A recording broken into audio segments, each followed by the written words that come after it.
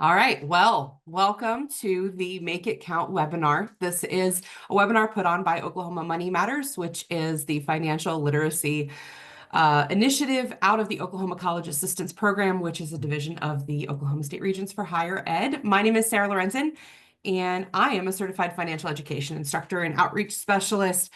And that's a whole lot of words to basically say that my job is that I travel all around the state of Oklahoma talking to students and educators and nonprofits and businesses about money and all the different things that entails. We've been doing this Make It Count webinar for about 4 years now, and it is the third Tuesday of every month at noon on a different topic. Just kind of depends on the topic, what we talk about. But today we are going back to basics, and we are talking about setting up and sticking to a spending plan. A couple of norms that we like to go through when we get started with this, and this is just over the last 4 years, things that we have found work really well to make sure that this goes well for you guys, for me, and for everybody that's watching the recording later on. If you're comfortable, we'd love for you to put your cameras on. I'm used to being in a classroom, so I definitely love seeing people's faces on these Zoom calls. But if you're not in a place where you can or you don't feel comfortable doing that, that is just fine. I am going to ask that unless I specifically ask you to please stay muted. That is not because I don't want you to be interactive, because I definitely do. Please use this chat to talk to me, talk to each other. But we're just going to stay muted as much as possible to make sure that there's very little background noise, so the folks that are hearing it on recording can hear it okay. But do any questions or comments or anything you have in the chat. But one thing I always like to point out when we are talking about money is very personal. It doesn't matter who you are or what your background is with it. It is very personal. So we always want to make sure that when we're talking about money, that this is a place of respect for other people's opinions, because they're probably going to be different than your own. I know that the way I was raised with money, I can pretty much guarantee is not the way anybody else was raised with money, even if our circumstances may have been similar. So I want to make sure that we're all kind of being there. That other thing to be said, though, is I'm a financial instructor, not a coach. So this is not financial advice. It is still your money and your decision what you do with that money. I am just here to make sure that you have the tools you need to make those good decisions. So a few things we're going to talk about as we go through it. We're going to talk about what a spending plan is. We're going to talk about why it is important to have one if you're going to be financially successful. We're going to talk about where you start. If you've never built one before, how do you get that going?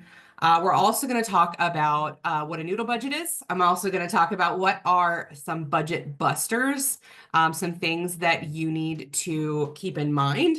And then we're going to talk a little bit about how to make a budget stick, because most people can put together a pretty nice budget, but sticking to it seems to be the key for a lot of us. So that being said, another thing we like to do when we first get started, because we normally have a lot of folks from a lot of different areas of education, sometimes folks, who have found us from our posting on the internet. So if you would take just a second and fill out that poll, let me know who you are. We always have a range of students, parents, counselors, staff from colleges. So we have quite a few people who have not answered. We're going to give you guys another second to do that for me.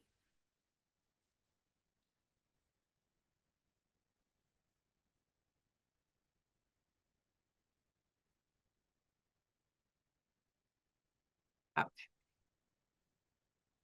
Give you another second or two. Thank you guys who are telling us in the chat.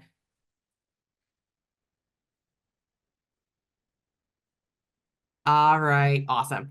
So we've got a bunch of great folks on the call. I'm going to go ahead and share the results so you can see we've got everybody, counselors from high school, we've got college staff, we have educators in college, we've got college students, parents, we've got some of my colleagues from the Oklahoma State Regents that are here. So we're really glad that everybody is here today. And I love when it's a diverse group like this, because I feel like there's lots of opinions that can be offered and lots of information that can be shared, because I feel like regardless of where you are in your financial journey, we can all help each other because we've all got little pieces of knowledge here. All right, so my first question to you, and I want you guys to answer this in the chat, is what does financial freedom mean to you? So if you were thinking your overall picture of your finances, what does financial freedom mean? Go ahead and in the chat, tell me what you think that means for you.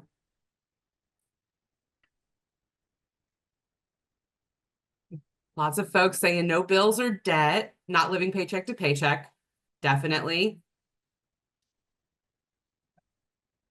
Give you a couple more seconds. Ability to pay your bills and save money, be debt-free. Able to breathe once your bills are paid. Yes to that. Being debt-free, being able to afford your needs. Right. Being able to take on life's accidents and not have it be quite as much of a blow to you. Being able to take care of your medications and your rent. Going to the store without having to check your bank account first. Yes, absolutely. All right, having a dependable income. These are great answers, y'all. The ability to do some fun activities, not feel guilty about spending the money to do it.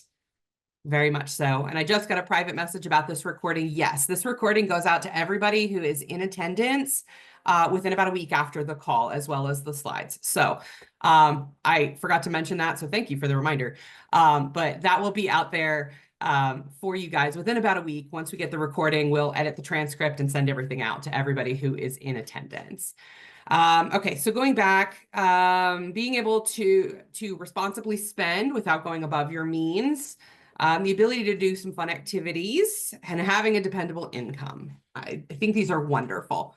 Well, the reason I ask that is because really everything in your life, you need to have a plan, right? Like you could wish all of these things. You could wish for financial independence. You could wish for all of these things, but unless you put a plan in place, it's not really going to go anywhere.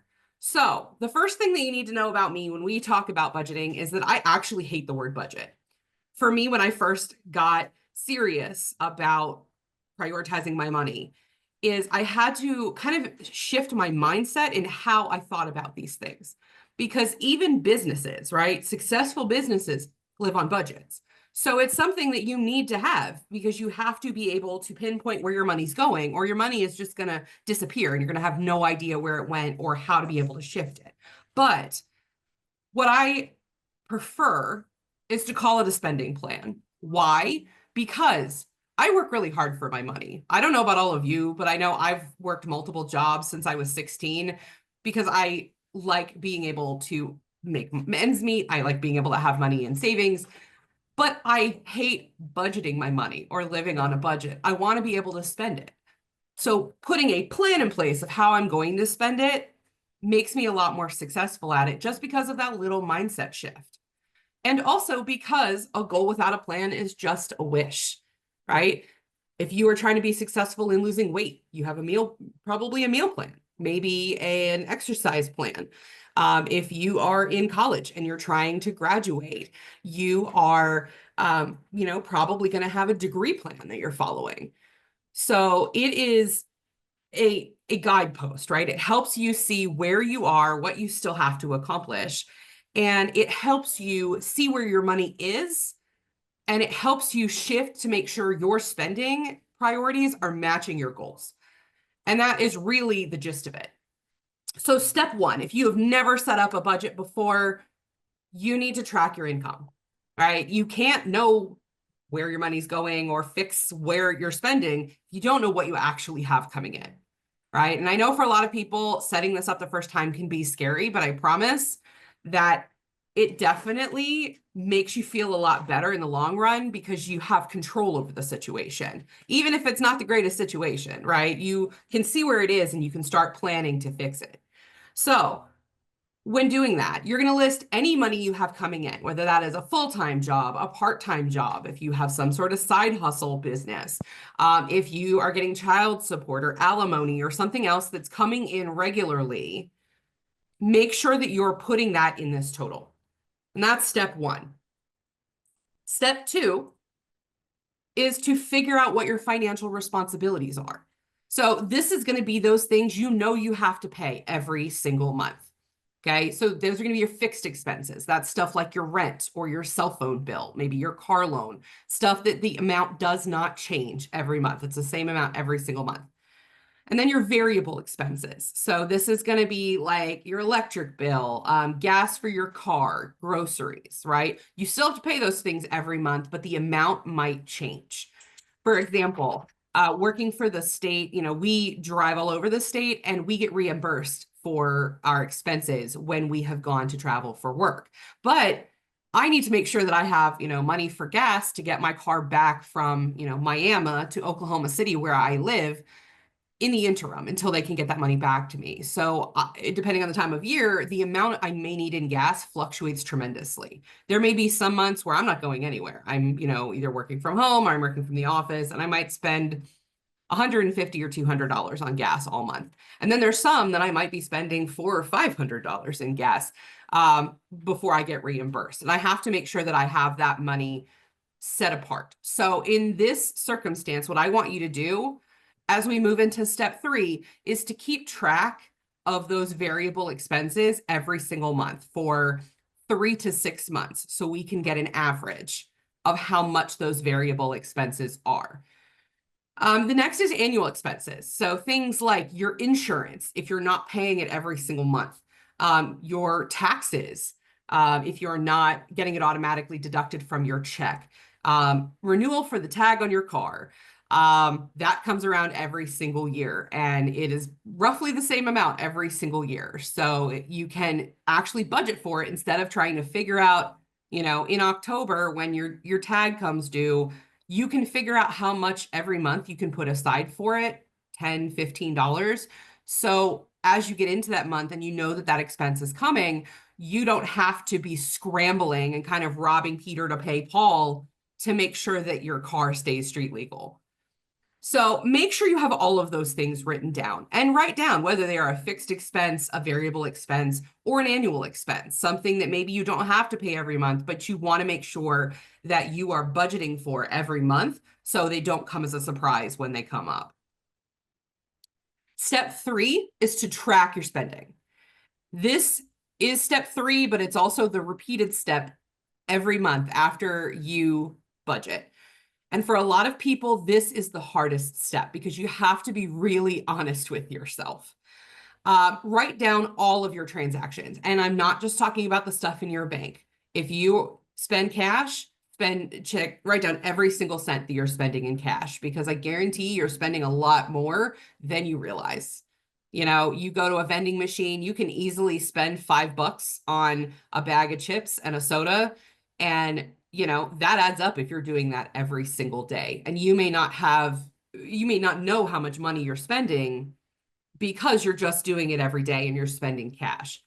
So make sure you're writing those down, generally for a 60 to 90 day period, as I said, to get an accurate picture of your variable expenses. This allows you to kind of take an average as we're going into the next steps to find out roughly the amount every month, give or take a little, that you spend in that category. And then make sure as you go through that you keep track of your spending every month, and then you can adjust where needed. So if you have one month where something is a little bit more or something is a little bit less, you can adjust your categories going forward. So now we've tracked our spending, right? We know exactly how much we've spent at every single place, every, cent that we have spent for the last couple of months. What you're going to do in step 4 is you're going to create spending categories. So you want to create categories like rent, gas, car payment, grooming, like your money to go to the nail salon, your money to go buy video games, like whatever it is that you do. Make sure that you split those up in categories, money for you going out to eat.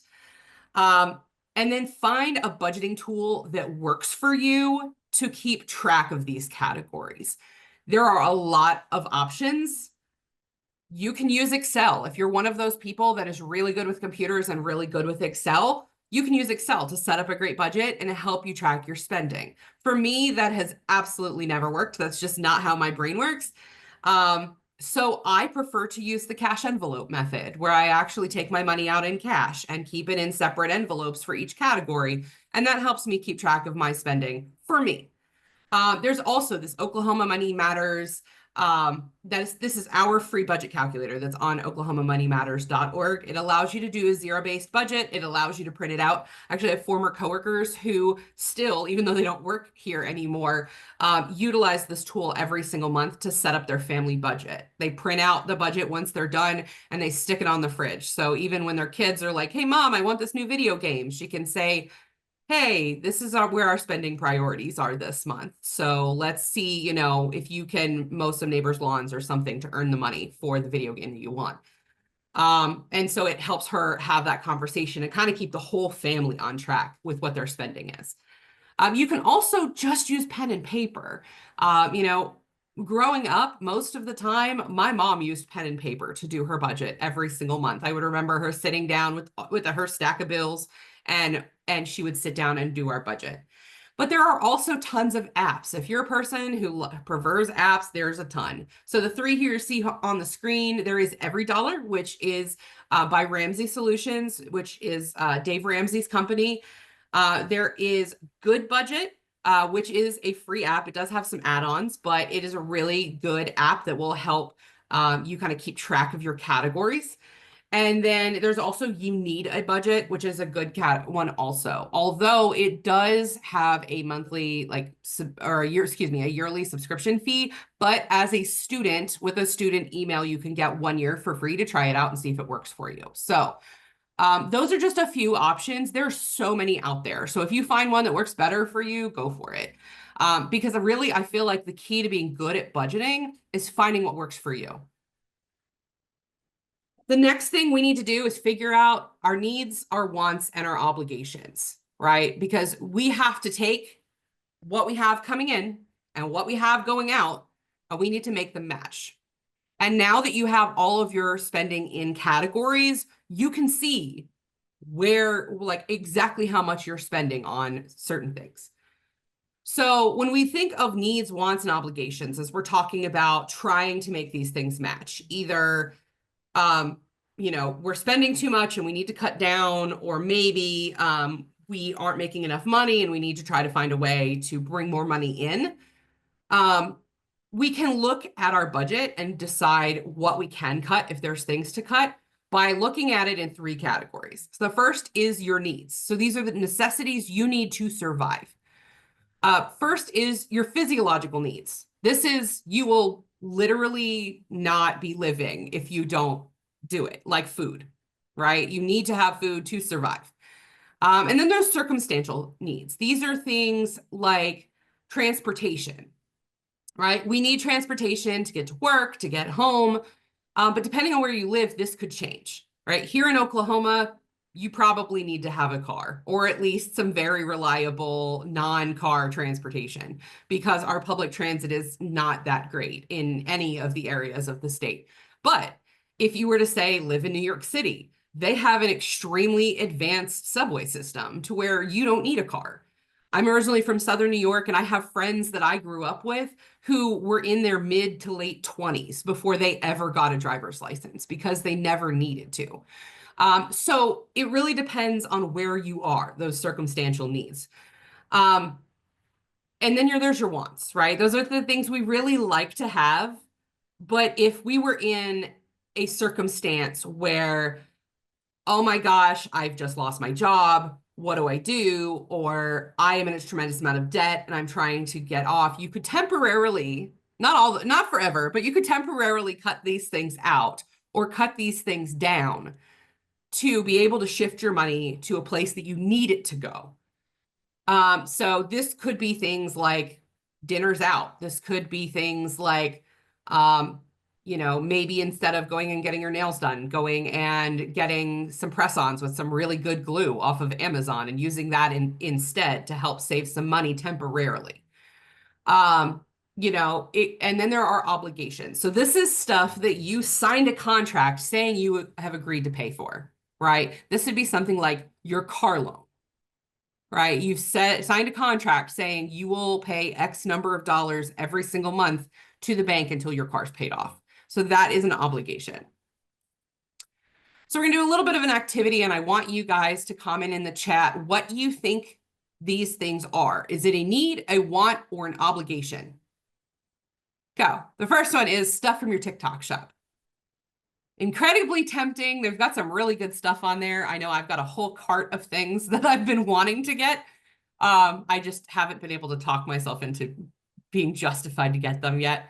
See, that one's easy. Y'all all got that right. Yeah, that is a want, right? Even if there's some really good stuff that could make your life a lot easier on your TikTok shop, that is not necessarily something you need. Okay, we already kind of talked about this one, but a car. Is a car a need, a want, or an obligation? There's no wrong answer here, so tell me what you think, and we'll talk about it in a second. Okay.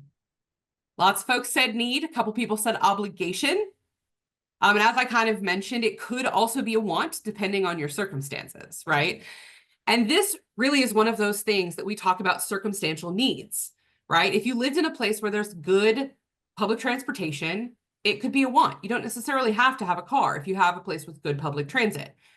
But, you know, you need, in a place like Oklahoma, a car to get around because very spread out, not super great public transportation. But if you've signed a contract saying you're going to pay for that car, it becomes an obligation. But you don't necessarily have to finance a car, right? You could save up and buy a car in cash. So depending on your circumstances, you know, it could be a lot of different things depending on your personal circumstances. What about a computer? Tell me what you think.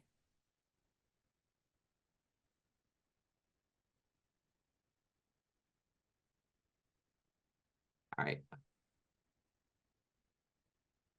Got a little bit of discourse in here. We got some wants, some needs, very much some depending on your situation, right? This is another one of those circumstantial needs. During the COVID pandemic, our office, we were working 100% remote, and we needed to have a computer to make sure that we could still work while we were stuck at home. You know, for our students, a lot of times that is a thing that is required for them to have, right? You may not live close to campus, but you still might need to get your assignments done. So that could be a need. But if you're one of the students that lives on campus or lives super close or has a family member that has one you could borrow, you may not need a computer. So it really does depend on your circumstances. Okay, a credit card payment. Credit card payment. Tell me what you think.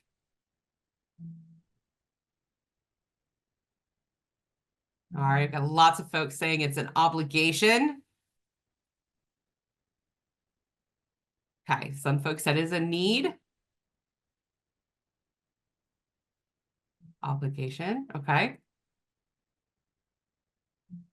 I'm very interested that nobody said that it is a want. I have had, every time I do this exercise, I have someone say that having a credit card payment is a want, which technically is true, right? You don't have to have a credit card, right? You don't have to have one. You could live without one.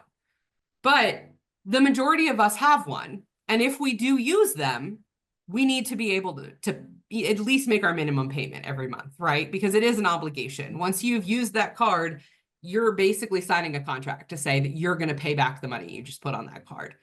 But you don't necessarily need to have the card. You know, there are some of us that could probably argue based on circumstances you might need to have one, but for the most part, it's an obligation. Okay, insurance. What do we think?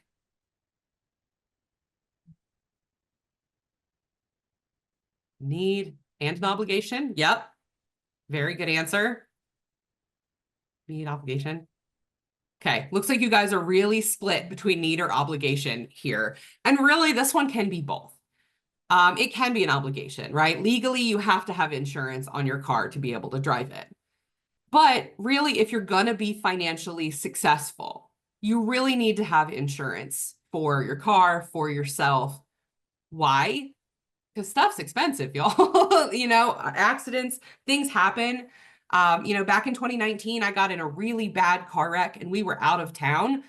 And, you know, we ended up, my insurance, because I was deemed at fault, even though it technically wasn't my fault. My insurance had to pay out over $16,000 between me, like me and my car and the other vehicle that was involved. And that was a lot of money. And that's definitely not money that I just happened to have on hand. So the insurance is extremely important in those circumstances because life happens. And it can completely just financially devastate you if you don't have the insurance. So it's a lot cheaper to figure out how to pay for the insurance than it is to figure out what to happen if something, or what to do if something doesn't happen. Okay, meals out, going out to eat. Is that a need, a want, or an obligation? A want. That one's pretty easy, right?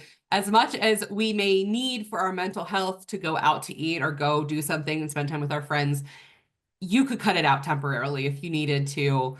And there have been some times, and you know, my colleagues that are on the call can probably attest. There are some times when we're, you know, driving out and wherever, you know, tiny town in Oklahoma, we can't exactly always bring food with us. So sometimes you do need to go and, you know, drive through a store or something and get food.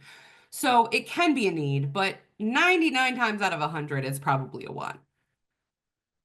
Netflix, what do we think? Yeah, a want. That's very easy. Yes. Although I know some people with kids who would argue that it is a need to entertain their children, but yeah, that is definitely a want. Okay, what about shelter? Having shelter, someplace to live. Yep, that one's a need. That's one of those physiological needs that we discussed earlier.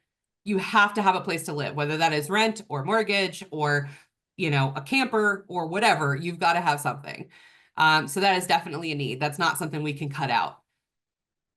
Internet. What about internet? Want-ish. I like that wording, want-ish. Obligation, a need, a want. Yep. See, this one can be kind of tricky because yes, it can be a want, right? You don't necessarily need to have it, especially like if you are a student on campus, you know, your campus has Wi-Fi, so you're not going to need to pay for it. Or if you live close enough to campus, you may be able to like pop over and use the internet in the library or something like that. Or you could go to your own library. You could, you know, go sit in Starbucks parking lot and use their Wi-Fi. Like there's lots of things that you could do if you needed internet, but couldn't afford to pay for it. But then there are times that it is an obligation. Depending on the service provider, they may make you sign a contract saying that you will pay every month for a certain number of months. I've even seen cases where friends of mine who have children in school, the children will be given like a Chromebook to use for their classes, and the parents have to sign a contract with the school that they have to keep internet in their home so their kid can do their homework. So it really depends. It is very much a tech world. I know the folks that say it's like a circumstantial obligation. It is very much a tech world, right? And it is getting harder and harder to not have those things. But when it comes down to, you know, paying for food or paying for internet, there are ways around it if you needed to cut that. Next is food. If food is food, just food in general, not going out to eat, having food, is that a need, want, or an obligation?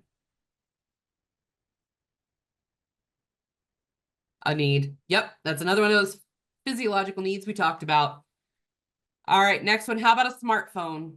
What do we think? Having a smartphone, is that a need, a want, or an obligation?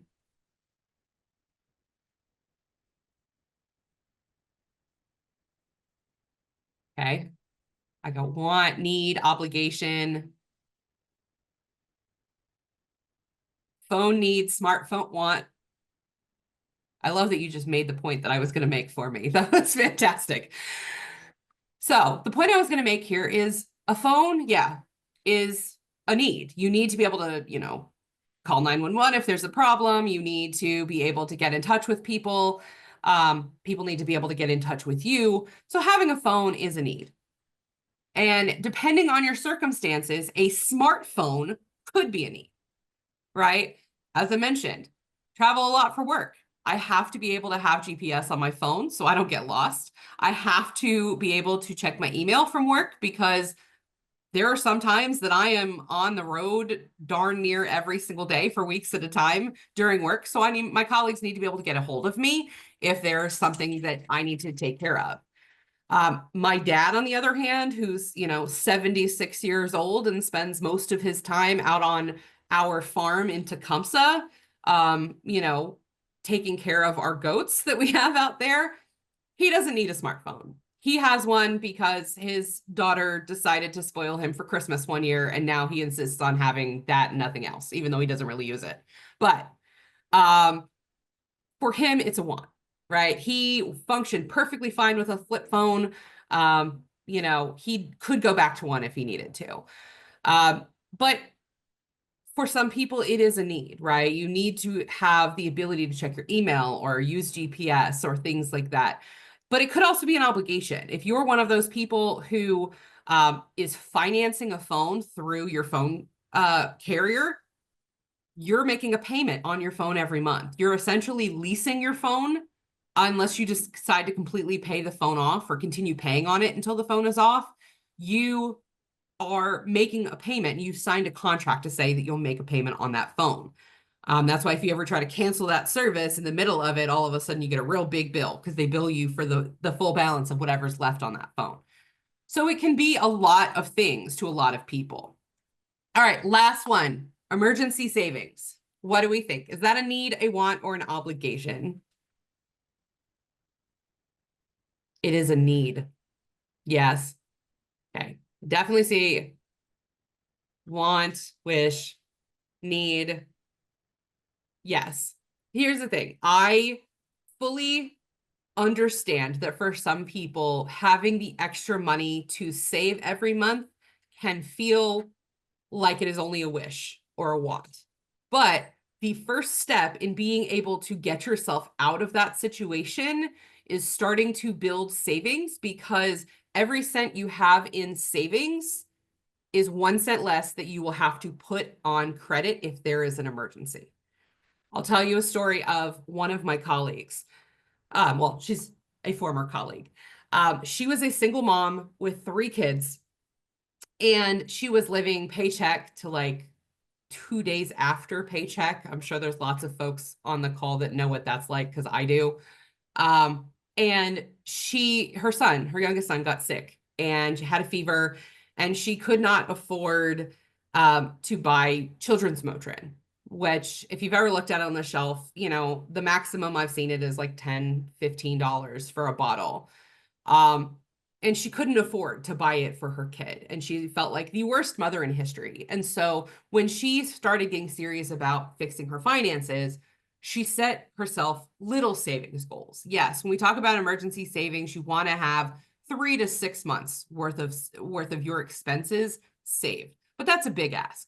But you can start small. Really, the key is being consistent. Even if it's $5 a paycheck, eventually $5 a paycheck adds up, especially if you have it in something like a high yield savings account where you're getting interest on all of the money that's in there, 3, 4, 5%, depending on what the economy is doing and what your rate is. And so what she did was, her first savings goal was to save up enough to have in savings for children's Motrin if something happened to her son again.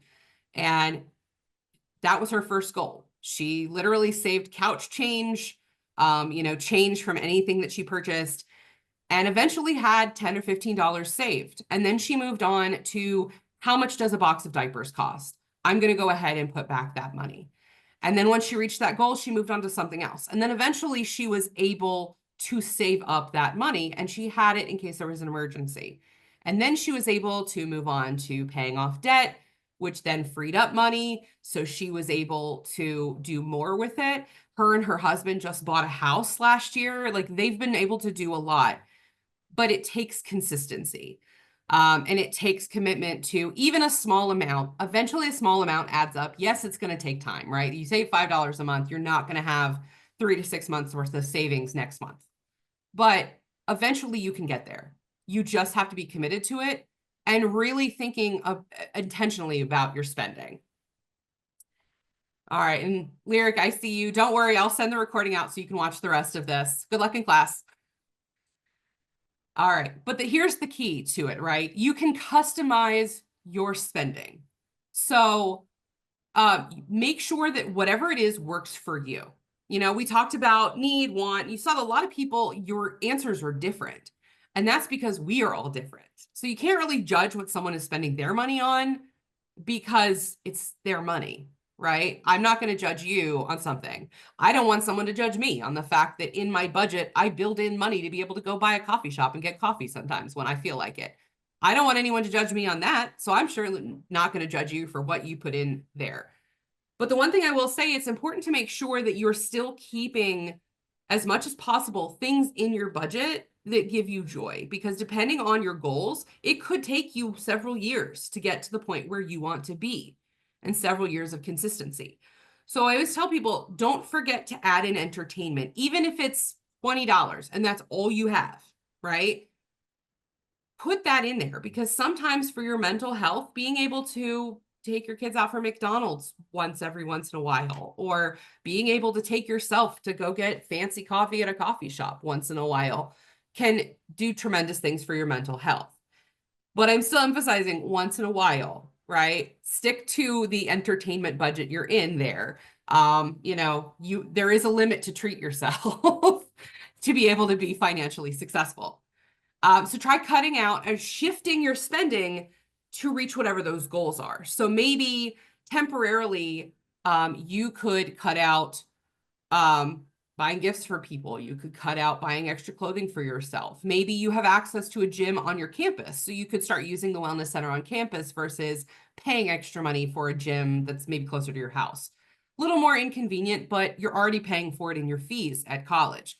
So you have lots of options.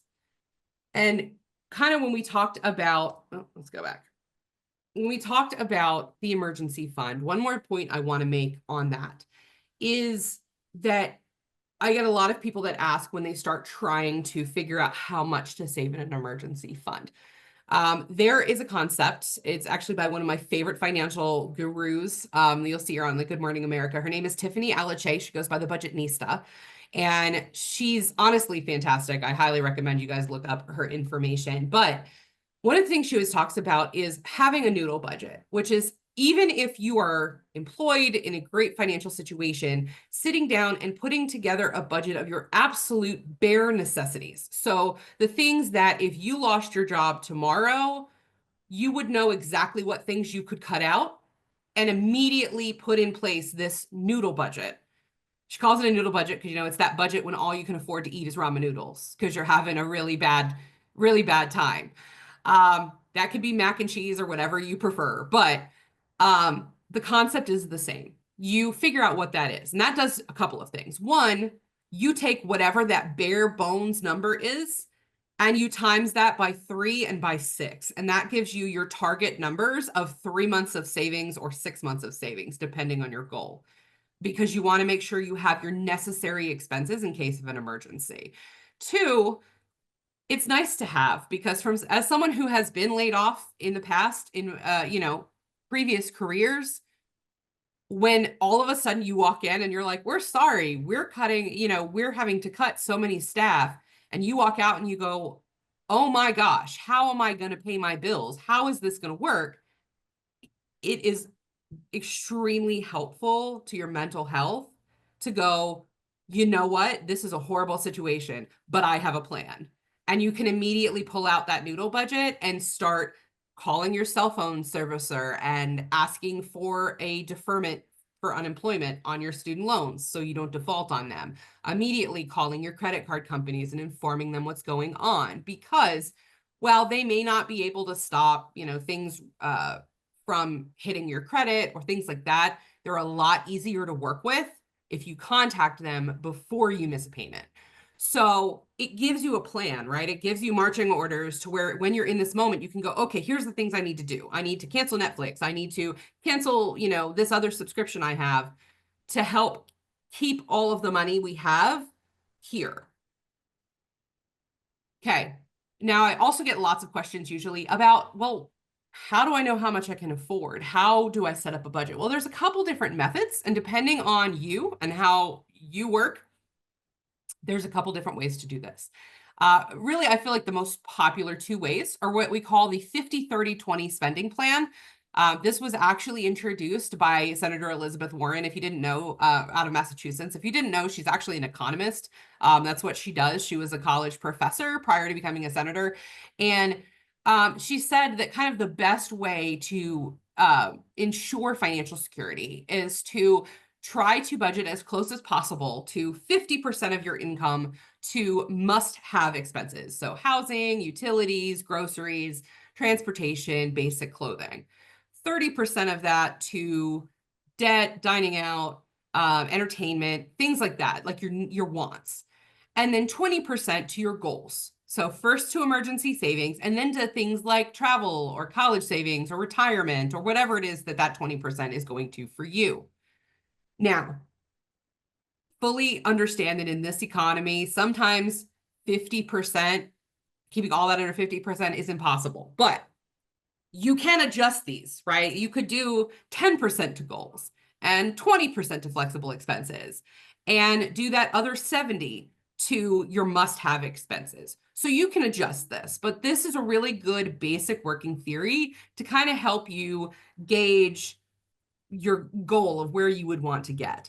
The other option is what's called zero-based budgeting. And this is, if you're familiar at all with Dave Ramsey and his debt payoff and his snowball, his baby steps, this is the concept that he goes through, which is called zero-based budgeting, which is you take the money you have and you give every single cent of that money a job.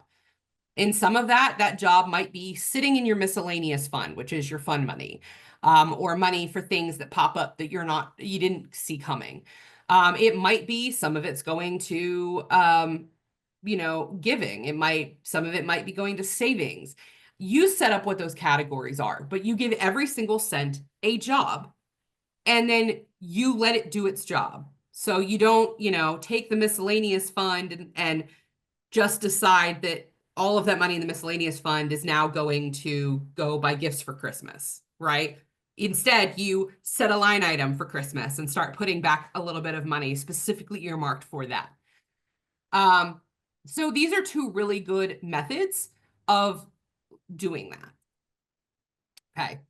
I'm going to go over this again. Having an emergency fund is a must, right? If you're going to stick to any of these, having at least a little bit of money put back for an emergency is essential. Yes, you can have an emergency credit card, but from experience, back in that wreck that I talked about before, from experience, there are sometimes in that situation where insurance didn't cover all of our expenses. We were out of town, like we were in a completely different state. We had to get flights back. We had to get hotel we weren't planning on. And it took me over 3 years to pay off that on my credit card. Had I had emergency savings, it would have stung having to pay that much money, but then I could have been taking that money that I've been paying to a credit card company with interest for 3 years, and I could have been putting it back in my savings account and paying myself that interest that's coming from my bank. So it's really important to make sure you have that, because there are things called budget busters, right? You can make the best budget imaginable. You can have this beautiful spending plan that you have put together. And if you forget these things, it will go out the window really fast and you will find yourself scrambling to try to fix it. Things like forgetting annual expenses. We talked about things like your tag for your car. Christmas counts as an annual expense, right? It's on the same day every single year. Not having an emergency fund, not having a budget for entertainment, even if it's $20, having some money to be able to do something for yourself is important, especially if you're on a debt payoff journey. It's important to have at least a little money, even if it's $5, right? You have $5 you can use to go to the vending machine and buy yourself a soda or something. But also not being strict on yourself. You can be great with your budget. You can look at how you're spending, but if you're not strict and intentional with how you're spending your money, you will not be successful. And that's really the crux of the problem, because you can have this gorgeous budget, but if you're not intentional about saying no to things, if they're not serving your goals and serving where you're going, then you're not going to be successful. But also don't give up too easily. Here's the thing, I just turned 40, y'all, and I have been spending probably the better part of my adult life trying to figure out the budgeting thing, right? We still make mistakes. I, as a financial educator who teach people for a living, still have months where I forget something and have to, you know, figure out on the fly how I'm going to pay a bill. It happens. And that's okay. Just understand that it is a marathon, not a sprint. You just have to pick yourself up, figure out what you did wrong and fix it, and try again next month, right? Do what you can to do better. All right, now let's talk briefly about making it stick, right? We've talked about getting your budget together and being intentional, but how do you keep yourself motivated, especially if you're on a multi-year journey of whether it's paying off debt or saving for a house or car or something like that? How do you stay motivated for the long run? Well, these are a few things, but find something that works for you. If you have family around you, get your family involved. You know, I told you that story of my coworker, how she got her whole family involved. She very regularly put the family budget on the middle of the fridge and would have conversations with her kids about the family's goal was to buy a house that everybody could live in and come back to. And that was their spending priorities that month. Not that they couldn't afford whatever the thing was that the kid wanted, but their spending priorities. And that helped keep the kids and her husband and herself accountable. Positive reinforcement, reinforcing for yourself what those things are. You know, when I first got into budgeting, I realized exactly how much I was spending on convenient stuff, right? Being able to go through the drive-through, being able to go out for coffee, going out to eat with my friends. It was an embarrassing amount. And I still do those things, but I set myself a very strict budget of how much money I have to do those things.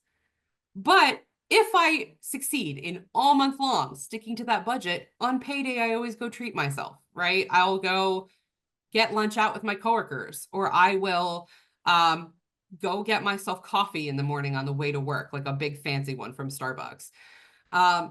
Positive reinforcement, but just the once, right? I don't let myself do it all month long, just once. Make a vision board.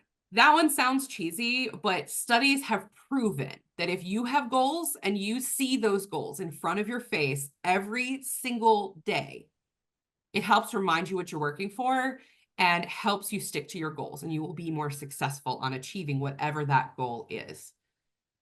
Tell a friend, have one of your friends get in there with you and be an accountability partner. My best friend has been one of my best accountability partners in money and life for the last 20 something years. And she is not afraid when I start, you know, spending like crazy or doing something I'm not supposed to, go and girl, what are you doing? And I'm the same. You know, she was doing something the other day and I was like, do you really think that's the best decision? You know, this is your goal. Do you really think what you're doing is what you should be doing? So somebody who's willing to have those hard conversations with you, that you can have those hard conversations with to hold each other accountable. And also track your progress. One of my other favorite financial bloggers is a woman called The Budget Mom. And while I am not a mother, she is fantastic. She paid off 77 grand in debt using cash envelopes while being a single parent. And she has a degree in finance, and she walks people through how to do it. And the reason I bring her up is because she has these really great tools on her blog that you can actually download that are these visual aids that you can use to help track your progress. If you've driven around, you see the United Way when they start doing all of their fundraising, they'll have that little thermometer that's like on the side of the road, and as they fundraise, the thermometer fills up, and once they hit their goal, it has like the, you know, it's overflowing. I see some smiles. I know you guys know what I'm talking about. But the same concept is, right? You can get one that says credit card and has little lines on it, and you write different dollar amounts. And as you hit those dollar amounts of paying off your credit card, it's color it in. And it is surprisingly motivating and helps remind you why you're doing it because you can see how far you've come. All right, that being said, y'all, it really is a marathon, not a sprint. I hope that these tools have helped you at least figure out the basics. If you want more information and how to see more about budgeting, here's a bunch of resources for you. You're free to go ahead and take a picture of this screen if you want. If not, these slides will be coming to you. There's our website, oklahomamoneymatters.org, which is full of all kinds of information about different financial literacy type topics. And then all of the things I've mentioned here, Ramsey Solution, the Budgetnista, the Budget Mom, you can go in and check them out.